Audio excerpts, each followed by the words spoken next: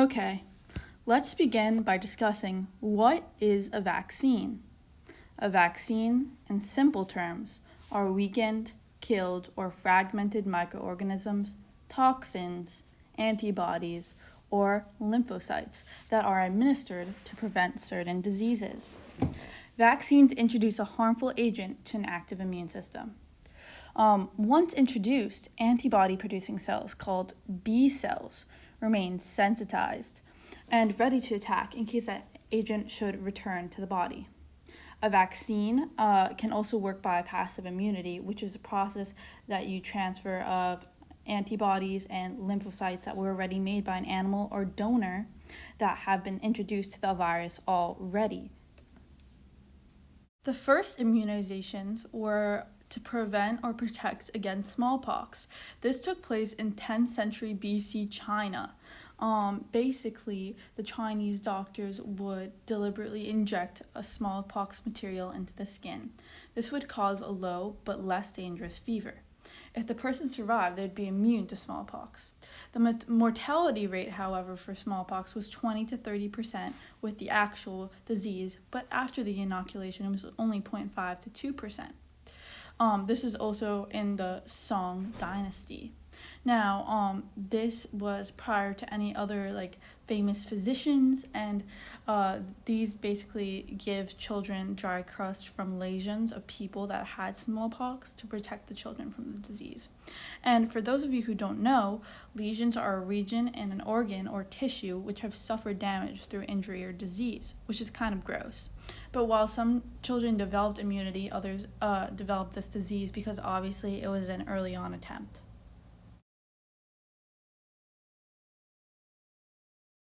So it remains unclear as to who was the first to help develop vaccinations.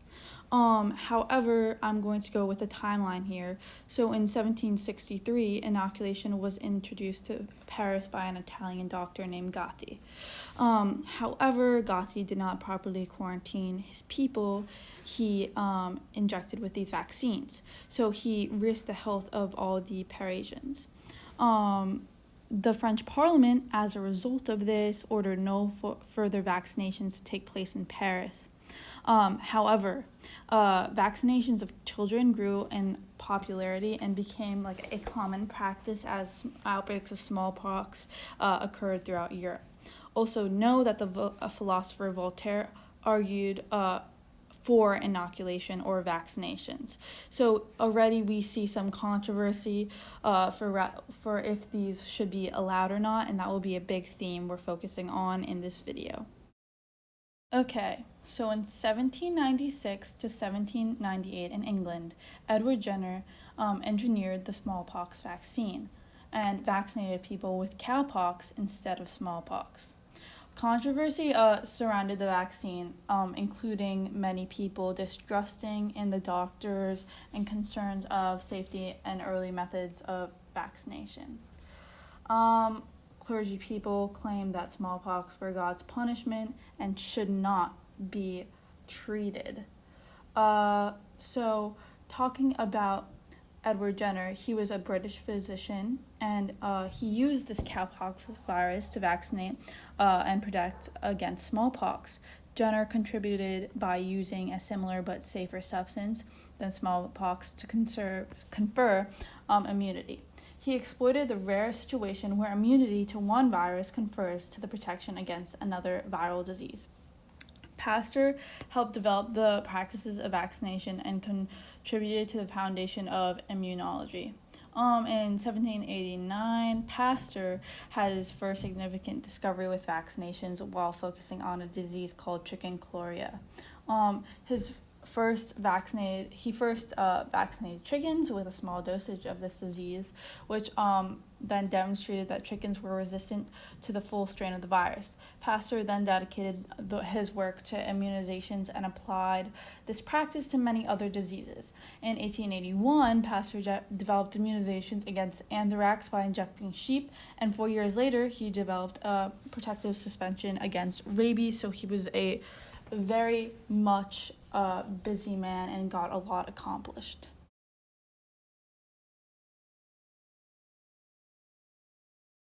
Now I'm going to be talking about the controversies, specifically parental concerns.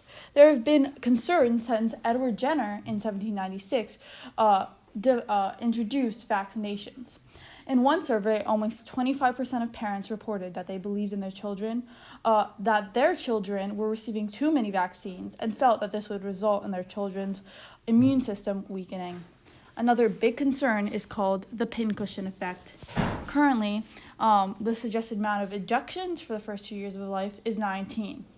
The side effects overwhelmingly mind and cause either chronic disease or long-term neurodevelopment impairment issues, which apparently occur at an alarmingly high rate. Although pediatricians say there have been reduction, acute invasive bacterial diseases can be direct results of immunizations still. Some non-infectious diseases in infants have started to be looked at by a larger crowd. One of these is speculation of epidemiologic studies which have attempted to link chronic disorders of childhood with immunizations. And a very heavily looked at link is the increase of incidence of autism. Now I'm going to talk about the history of the famous anti-vaccination movement. So this started off with the Vaccination Act of 1853. This act ordered a mandatory vaccination of infants up to 3 months old and gave penalties to those who refused. It took place in England. Immediately, this was met with resistance and many organizations formed, including the Anti-Vaccination League. The Anti-Vax League was in America in 1859, and then William Tebb, a British anti-vaxxer, visited the U.S. afterwards several groups were formed. These leagues tried to wage court battles to repeal mandatory laws. After was the Leicester Demonstration March of 1885.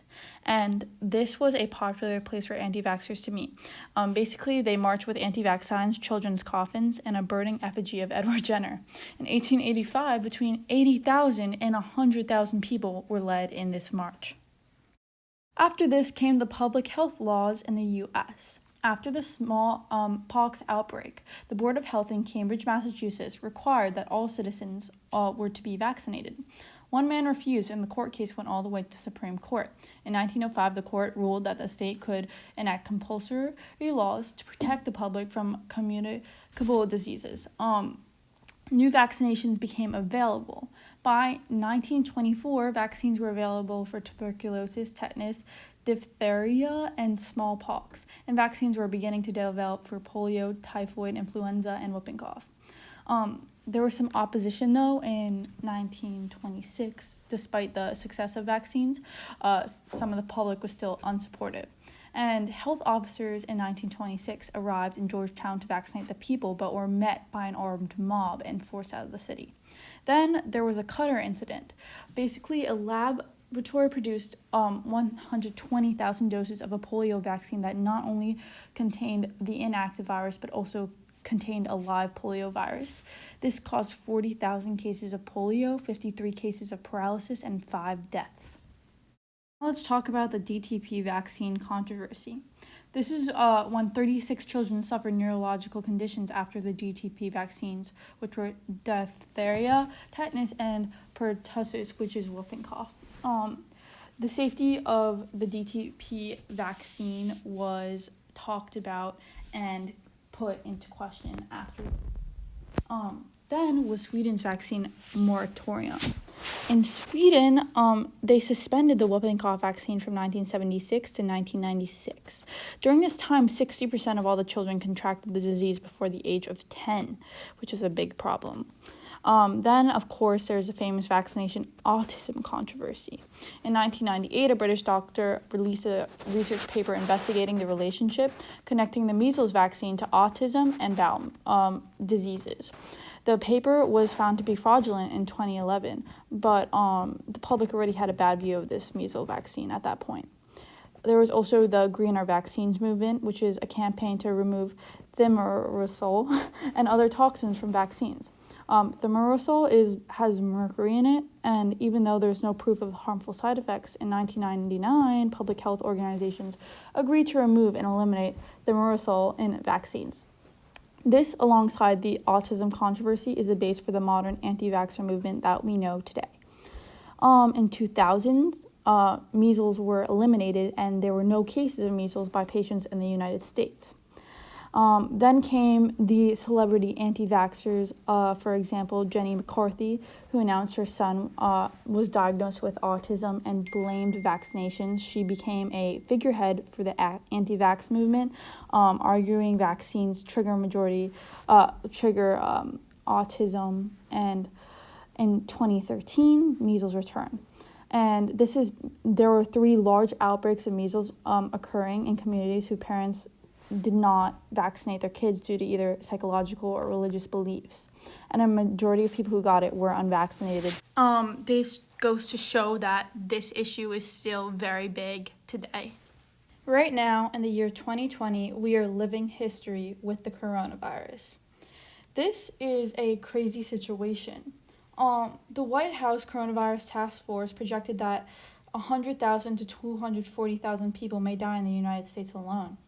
Public health officials agree that vaccine is the only endgame that will allow people to resume all normal activities without periods of restricted movement or gatherings. But what does this mean for the anti-vaxxers? To take this vaccine? Will they receive consequences? And will this go to Supreme Court in the future? These are all things that we'll see happen and play out in the future.